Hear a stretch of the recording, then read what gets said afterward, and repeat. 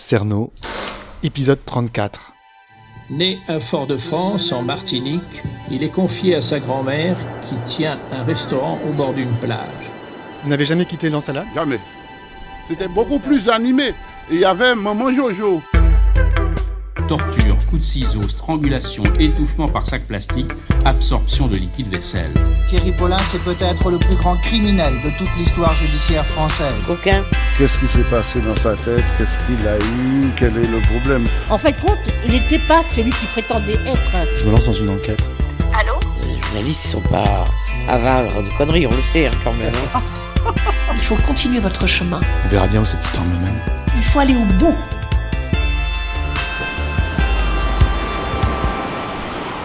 3, 2, 1. Le premier habitant de l'Ensalade s'appelait Monsieur Alan. Ah, c'est pour ça qu'on s'appelle comme ça ? Ouais, c'est pourquoi. Il s'appelait Monsieur Alan. Monsieur Alan, c'est le premier propriétaire, le premier vivant de l'Ensalade. Il était plus ou moins dans les hauteurs de Fort-de-France et il est venu habiter ici. Mais disons que ça a changé parce que depuis ils ont construit Ensalade. Mais en Ensalade, il n'y avait que les familles Ensalade qui vivaient. Et puis après, l'État a volé les Martiniquais. Je dis sincèrement, l'État a volé les Martiniquais. Toute la partie en haut, qui part de la mer, arrivé jusque sous la crête en haut, ça appartenait à ma famille. C'est vrai? Et qu'est-ce qui s'est passé? Et l'État les a volés, et puis après ils ont vendu ça par partiel à des Canadiens. Et les premiers venus en Martinique des vacances, c'était des Canadiens. L'hôtel en bas, ça appartenait à un Canadien. Tout ça, ça a été vendu aux Canadiens. Ah, il y a beaucoup de Canadiens ici. Ouais, parce qu'avant, il n'y avait pas de Français.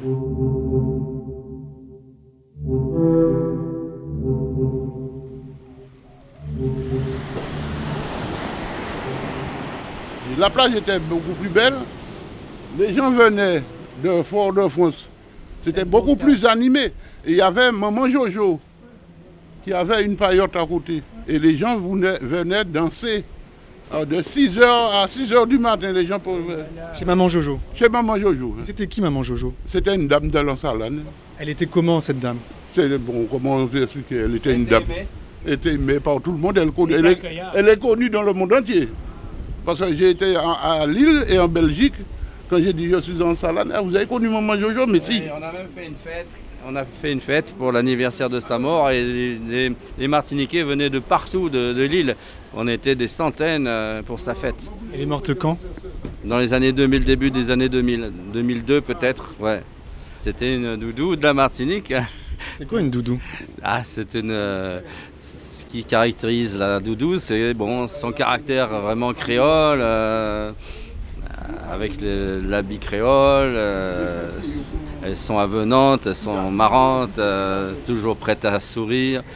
C'est l'ambiance martinique, ça. On dit que Maman Jojo, c'était la grand-mère de Thierry Paulin.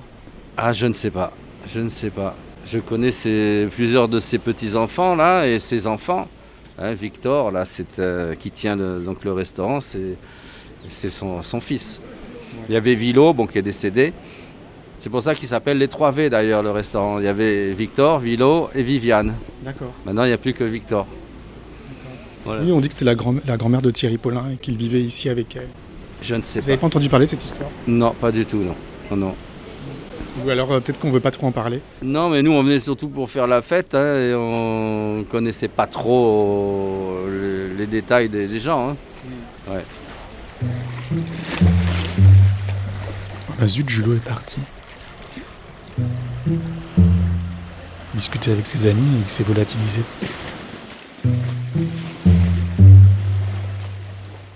Pour venir de Paris jusqu'à Fort-de-France, c'est 8 heures. Et pour venir de Montréal jusqu'à Fort-de-France, c'est 5 heures. Et maintenant, nous autres, on a acheté il y a 3 ans un appartement. On vient 3 mois l'hiver. Janvier, février et mars. C'est la belle vie? Oui, c'est la belle vie. On peut le faire parce moi j'ai 67 ans, ma femme aussi. On est à la retraite, comme on dit. On a travaillé fort toute notre vie. On s'est mis de l'argent de côté. Et notre rêve, c'était de pouvoir avoir un petit pied à terre ici en Martinique. Vous avez travaillé fort. Qu'est-ce que vous avez fait comme travail? J'étais agriculteur au Canada. C'est ça que j'ai fait les 25 dernières années de ma vie de travail. C'était une bonne vie? Oui, c'était une belle vie, ça. Ça, c'était bien. Je voyais du monde, je pouvais parler avec le monde. Tout le monde était content. Et qu'est-ce que vous venez chercher ici en Martinique? La chaleur, surtout. La chaleur au soleil et la chaleur humaine aussi.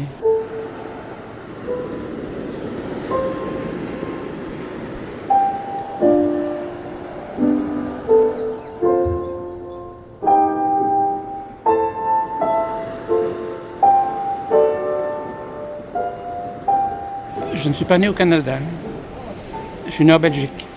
Et je suis parti à l'aventure à l'âge de 23 ans au Canada pour m'acheter une ferme. Ah bon? Que je ne pouvais pas en Belgique, car en Belgique, il n'y en avait pas à vendre.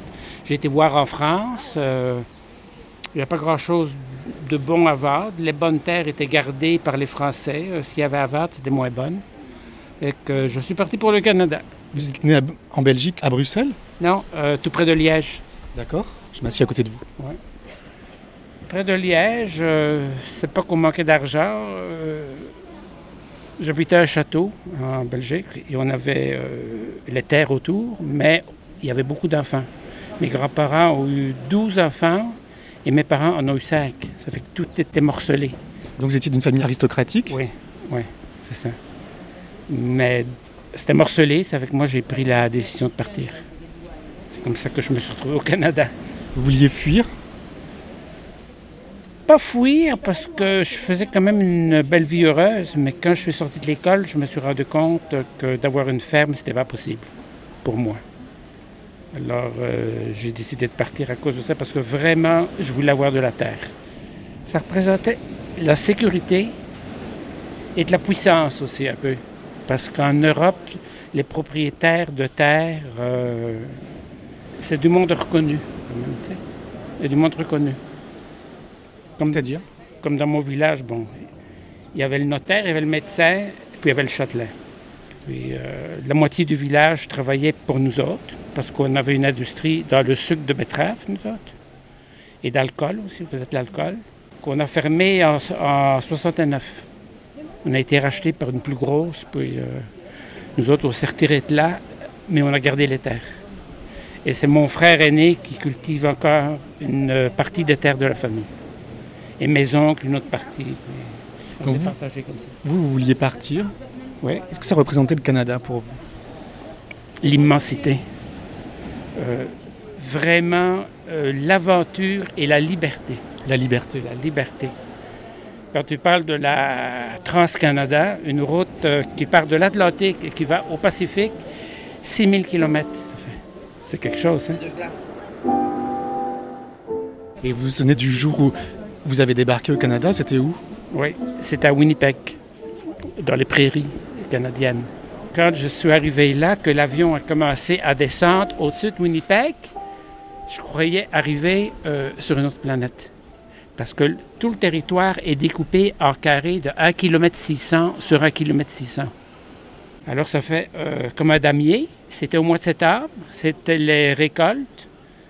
Et vous voyez les tracteurs, les moissonneuses un peu partout, à l'infini, aussi loin qu'on peut voir, parce qu'il n'y avait pas un arbre.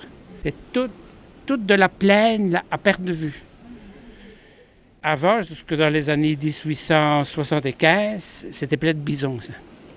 Jusqu'en 1875, là, il n'y avait presque pas de blancs. C'était des Indiens qui chassaient le bison. Il y en a même qui ont été me montrer comment ils faisaient pour chasser le bison. Il y avait les rivières avaient creusé des fois comme des vallées profondes.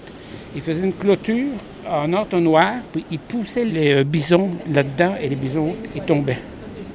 Puis après, quand ils ont installé le chemin de fer, c'est là que les bisons ont été exterminés. Il y en a qui me disaient même qu'il y avait à certains endroits des montagnes d'os et de cornes de bison.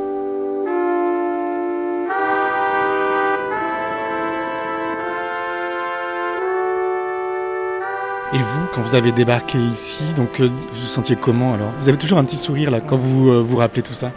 Oui, j'avais 23 ans. Je me suis senti heureux. J'avais un rendez-vous avec un commerçant de ferme qui est venu me chercher à l'aéroport, à Winnipeg. et qui m'a amené chez lui. Il avait une chambre pour moi. Et les premiers jours, il s'occupait beaucoup de moi, mais surtout, il ne voulait pas me lâcher. Il ne voulait pas que j'aille m'acheter une auto pour aller me promener tout seul s'il voulait. Il voulait me garder pour que j'achète avec lui. Puis, au bout d'une semaine, j'ai dit, bon, je vais aller m'acheter une auto. Moi, je voudrais me promener, voir un petit peu ailleurs, parce qu'il me montrait juste une petite région du Manitoba. Bon, finalement, il a bien dû me lâcher. Puis j'ai été m'acheter une auto. Puis j'ai rencontré le directeur d'une coopérative dans un village de francophones. Parce qu'il y a des villages de francophones encore là-bas. C'est majoritairement anglophone, mais encore des villages de francophones. Grâce à lui, j'ai rencontré le curé du village qui m'a dit « Tu viendras à la messe le dimanche ». J'ai dit « OK, je viendrai ». Après le sermon, il m'a dit « Il y a un jeune Belge ici qui voudrait acheter une terre. S'il y en a qui veulent la vendre. » Et à la sortie de l'église, j'ai sorti une main sur mon épaule. Il me fait signe « Viens ». On s'est retiré un petit peu. Il m'a dit « Moi, je voudrais vendre ma ferme. » Fait que je lui dis « Elle est où ?»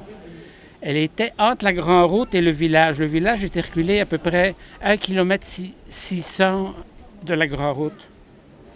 Ben, c'était justement la ferme que je m'étais dit, si c'était à vendre, cette ferme-là, je l'achèterais. Et c'était celle-là. Un vrai miracle. Je l'ai acheté, mais mon grand-père, avant de partir, m'avait dit, cultive pas au début. Travaille pour un autre. Achète, loue, si tu veux, mais prends de l'expérience un petit peu là-bas. Ça avait été vraiment une sage idée. C'est ce que j'ai fait. Ça, c'était l'automne. Quand j'ai acheté, l'hiver, il s'en venait. Je me dis, qu'est-ce que je fais? J'ai regardé quel ouvrage que je pouvais faire. Je pouvais aller travailler dans une mine dans le nord du Manitoba. Là-bas, il fait froid. Tout près de la baie d'Hudson. J'ai été là. J'ai passé l'hiver en dessous de la terre, dans la mine. Je conduisais un petit train en dessous de la mine. C'était pas bien dur. C'était bien payé. On était nourris, logés, tout. Ça fait qu'on ne dépassait pas d'argent. Au printemps, quand le printemps est arrivé, j'avais gagné 4 500 $. C'est beaucoup? Bien, pas mal. En euros, je dirais, ça fera à peu près 3 500 €. Et ça, je te parle en 1976. Fait que j'ai travaillé pour un autre, j'ai pris de l'expérience, puis j'ai vu que le risque était beaucoup plus important qu'en Europe, qu'en Belgique surtout, où le climat est plus doux, plus régulier, les pluies aussi, plus réguliers. Et là, soit que certaines années, on a beaucoup d'eau, ou d'autres années, on n'en a pas du tout. C'est un climat continental, on est à 3000 km de la mer. On est en plein milieu du Canada. Là.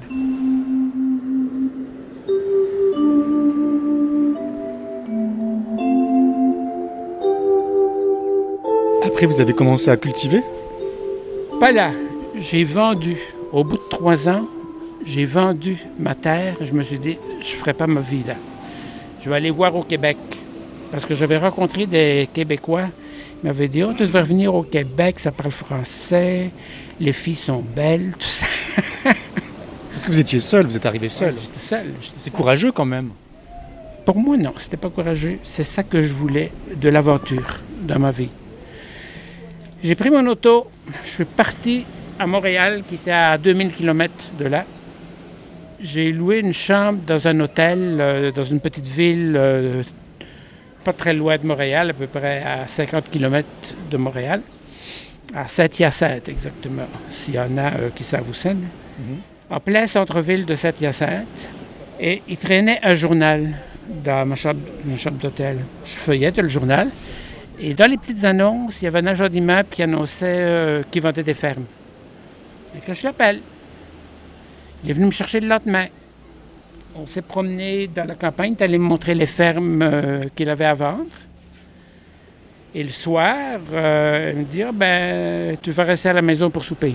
Je dis, OK. Et il y avait une de ses filles qui était là. Il avait 6 filles, il y en avait déjà 3 de mariées. Puis il y en avait une de mon âge qui n'était pas encore mariée, puis il y en avait 2 autres encore plus jeunes. Fait que je rencontre sa femme, ses filles, tout ça. Et je lance une invitation parce qu'il y a 2 autres filles du Manitoba, des chanteuses qui participaient à un concours de chant à Montréal. Fait que je lance l'invitation comme ça. Est-ce qu'il y en a qui voudraient venir avec moi au Festival de la chanson, ça s'appelait.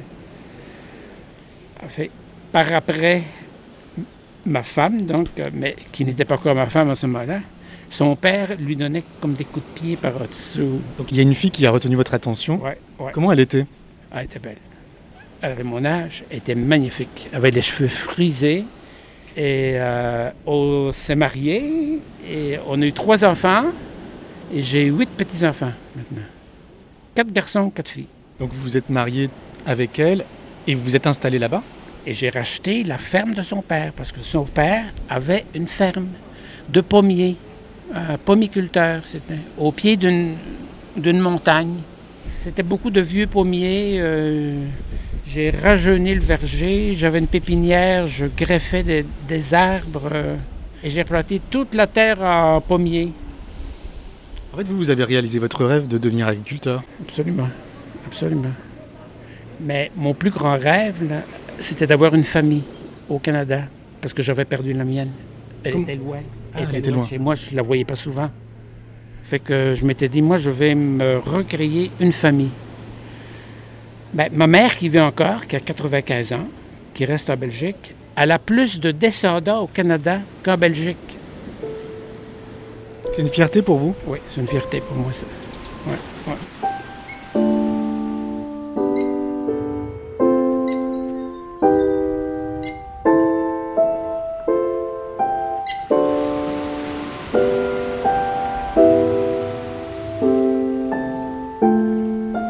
Vous êtes un aventurier?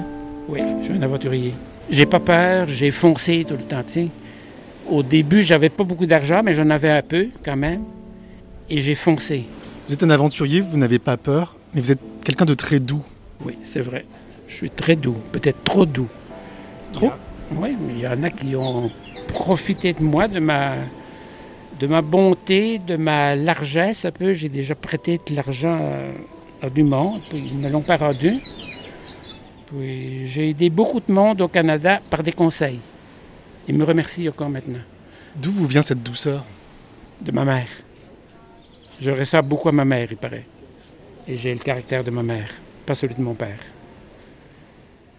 Mon père est mort l'année avant que je ne parte au Canada. Il est mort à 49 ans. Intoxiqué par les produits qu'on utilisait sur les terres agricoles. Il a développé un cancer. Et c'est peut-être ça aussi qui m'a fait partir au Canada. Il y a 200 un peu aussi. Vous appelez comment? Benoît de Grady. On est d'une vieille famille de Belgique. On peut retracer notre lignée là, jusqu'aux croisades. Donc jusqu'aux les années 1200. J'ai un de mes ancêtres qui a fait la croisade. Vous qui avez vécu beaucoup de choses, qu'est-ce que c'est la vie pour vous? Moi je dirais, il faut essayer de se la rendre la plus heureuse possible. D'être capable de pardonner à ceux qui nous ont fait du tort, que ça ne nous reste pas dans le cœur. Tu sais. Il faut que ça sorte. Il faut que tu l'oublies. C'est comme ça qu'on est heureux. Vous avez connu Maman Jojo? Non, moi je ne l'ai pas connue. Ma femme, dommage qu'elle n'est pas à côté de moi, probablement qu'elle l'a connue. Dans les années 70. Oui. Bonjour. On va terminer comme ça. On dit bonjour quand on se dit au revoir? C'est exactement. C'est mieux, oui. Bonjour. Bonjour. Il commence à pleuvoir.